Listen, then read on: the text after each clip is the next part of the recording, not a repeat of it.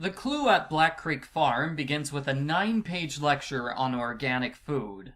Organic food is good for you because it's healthy. Organic food is good for you because it's picked while ripe. Organic food is good for you because it doesn't have pesticides. Organic food is good for you because it uses plant-based fertilizer. Organic food is good for you because it's cheaper than normal food. Okay, that last one was a total lie, but you get the idea. Holly, the Girl Scout leader, will not shut up about how great organic food is. Calm down, Holly. Here, have some granola and stop bothering me. Black Creek Farm is run by Sam and Abby Hayworth. Jack and Julie Hayworth are also there because Hayworth is a great name for a farmer.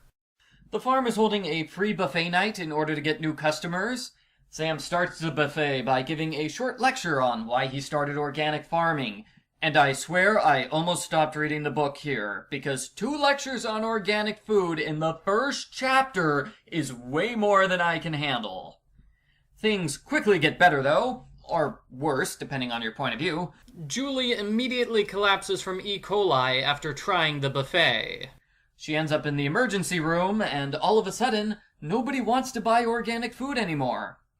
It's pretty sad, because now the Hayworths are going to lose their farm, and it's also kind of suspicious because E. coli comes from cows, and there are no cows on the farm, so George volunteers Nancy to solve the mystery. Gee, thanks, George. You're a pal. Nancy arrives on the farm just in time to overhear an argument between Jack and Sam. Jack doesn't want to eat any of the food on the farm because it could be poisoned. Sounds reasonable to me. So for the rest of the book, everyone on the organic farm eats store-bought food. I thought that was weird. The book is all about how organic food is super healthy, but none of the farmers want to actually eat the food. The farm's greenhouse has been sabotaged. Someone destroyed everything and wrote a threatening message. Inside the greenhouse, Nancy meets Bob. Bob is a suspicious older man who occasionally helps out on the farm. Sam purposely diverts attention away from Bob. We never see Bob again, so the entire thing was extremely pointless. Nancy investigates at the rival farm down the road. Bess doesn't understand the whole undercover investigation thing, so she starts off by introducing Nancy as a detective. Bess tries to make a joke out of it. She says, "Oh ho ho, yeah, I know, Nancy being a teenage sleuth sounds like the premise for a bad TV show. Ha ha. Either that or a bad book series." Anyway, the girl at the rival farm gives another lecture on why organic food is good for you. Nancy pretends she needs to call her dad as an excuse to borrow the girl's phone. Nancy checks her call history, voicemails, and text messages. It shows the rival farm is clean. Well, either that or somebody else at the farm is the culprit, but Nancy doesn't even consider that possibility. Nancy decides to have a campout that night in hopes of catching the culprit red-handed. Personally, I think it's a little too late for that because all of the food on the farm has been poisoned at this point, but whatever. Nancy prepares the campout by telling all of the suspects about it. Why would you do that, Nancy? All you're doing is warning the culprit that you're setting a trap for them. Now the trap isn't going to work. At sunrise the next morning, Nancy goes out to the chicken coop and she sees the culprit slaughtering chickens with a knife. Sadly, the sun gets in Nancy's eyes, so she can't see who the culprit is. Ugh. And instead of apprehending the culprit, Nancy runs away as fast as she can, our hero. The culprit pulls out a gun and starts shooting at Nancy, and it's never really explained why the culprit brought a gun to a chicken stabbing. Yeah, weird. Nancy goes inside the house and she uses Jack's computer. His search history proves that he's been researching E. coli, and as a precaution, Nancy forwards all of his recent emails to her address. Aw, how cute! Nancy's computer skills sure have come a long way since the second book, where she had no idea what Google was. One of the emails is from Jay to Dude. They're going to meet in town to discuss their evil plans, By huge coincidence, they're meeting at the coffee shop where George works. So, Nancy and George have plenty of time to set up a recording device to catch the criminals in the act. Jay and Dude end up being Julie and Holly.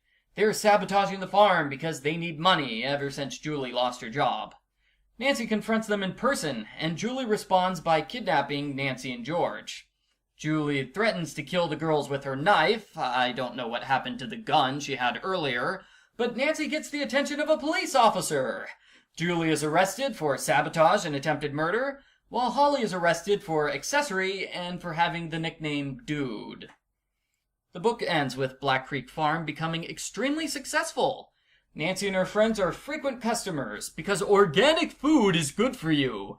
And did the book mention organic food is good for you? Because it's good for you. The end. Post-book follow-up. The farm in this book is actually the Black Creek Organic Farm. In the book's title, they got rid of the word organic. I wonder why. I also wonder what the clue the book's title refers to, since the clue that solved the mystery was the email that Nancy read at home. Nancy's boyfriend Ned is in this book. He's no longer working as Mr. Drew's intern. Continuity! Instead, he's a college student and he's busy cramming for exams, and that entire chapter was funny. I really liked it. I especially liked the part where Nancy half complains that she didn't want a mystery to solve right now because she's marathon watching Lost on Netflix. The ending section of this book reminded me of Book 6. Once again, we have a culprit whose evil plan has succeeded. All Julia had to do was sit back and wait a few months for the farm to go bankrupt. But no, she decided to give herself away by committing more sabotage. It's lucky for Nancy that none of the criminals in town know when to stop. Overall, this is a good book. It's a big improvement over the last one, where the mystery was weird and confusing. The suspense is good, and so are the characters. The lectures on organic food were annoying, but if you can get past the first chapter, you'll be fine. I give Nancy Drew Diaries number 9, The Clue at Black Creek Farm, a 7 out of 10. And yes, I'm being nice and not taking off a point for the book being double-spaced. I must be in a good mood today. Now, if you'll excuse me, I'm going to have a cheeseburger. But Michael, organic food is good for you! Be quiet, Holly!